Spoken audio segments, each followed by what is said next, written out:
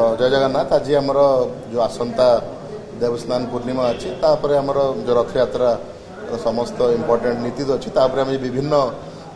जो निजोग अच्छा आलोचना करूँ आम आलोचना भी आगामी दिन में भी करूँ। तो से दिगरे आज विभिन्न निजोग आम दर्पणिया निजोग कहतु आमर अणबसर सुदुसुआर निजोग कहतु दत्त महापात्र सब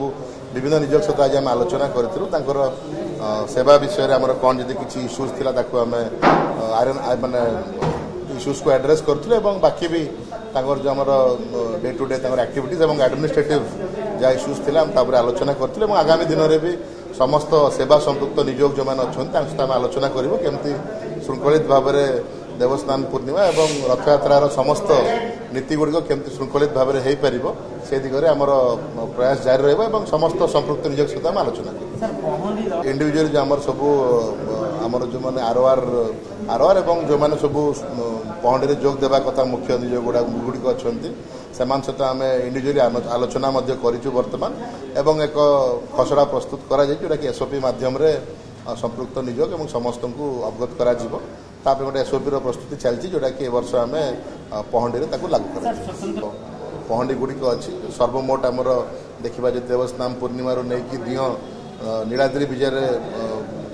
माने बड़ देवड़ को माने फेरवा पर्यंत छटी आमर मुख्यतः छटी पहंडी अच्छी तो समस्त पहंडी उपर विस्तृत भाव में आलोचना होती समस्त मतामत नि नहीं एक एसओपी एसओपी मुझे एमती कहली से नुह आम तो पहंडी बहुत स्पष्ट लिखाई जो मैंने पहंडी करने एबल बडीड थे से जोग देवा कथा तो ताऊपर भी आम एडवाइस करूँ जो किसी आमर पहंडी श्रृंखला बाधा प्राप्त हम एनफोर्स करूँ। तो जमी मुझे कहली समस्त विषय गुड़ा जो गुड़िक आप उल्लेख कर समस्त विषय उपर पुंखानुपुंख भाव में आलोचना होती समस्त पहंडी संपृक्त मुख्य निजोग गुड़िक सहित क्या आम जमी मुझे कहली यथाशीघ्र मार्गदर्शिका जारी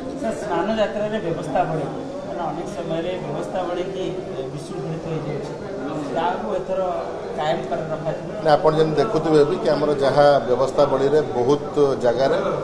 मल्टीपल माने गोटे सेवार सफलता सहित संपूर्ण होगापी विभिन्न निजोगर दायित्व थाए से आप देखुवे एथर आम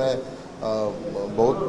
निजोग मान सहित आलोचना करुँ इच पॉइंट रे जो सब संपृक्त निजोग अच्छा सहित आलोचना करूँ केमती श्रृंखलित भाव में आमर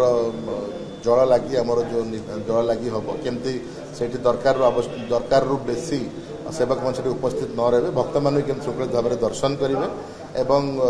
मुख्यतः रहा आमर जो अन्य जमी हाथी बेश भी अच्छी समस्त बेश केमती सुरखुर एवं श्रृंखलित भाव में परवर्ती समय समस्त एस्पेक्ट उपर आलोचना करा एंड एथर विशेष आम चेष्टा करूँ जो मल्टीपल निजोग मैंने अच्छा सहित आलोचना करके जहाँ किसी इश्यूज थी आम सर्ट आउट करने चेष्टा करूँ ताकि जहाँ आमर सेवार कौन बाधा आसबनी तत्सहित भक्त मैंने भी सुंदर दर्शन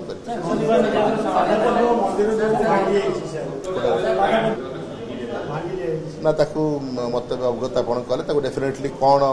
आमर जो उत्तर द्वार आप जो रैंप बन आप जानी जो मैंने भिन्नक्षम अच्छा से केमती विभिन्न समय दर्शन रे जेहेतु से बाधा प्राप्त होते सुविधा करा जदि से कार्य आप जमी अवगत कर कौन इश्यू होती तार कौन समाधान माने तार कौन होगा कथा एवं कौटी से रहा कथा आम विचार करके एनश्योर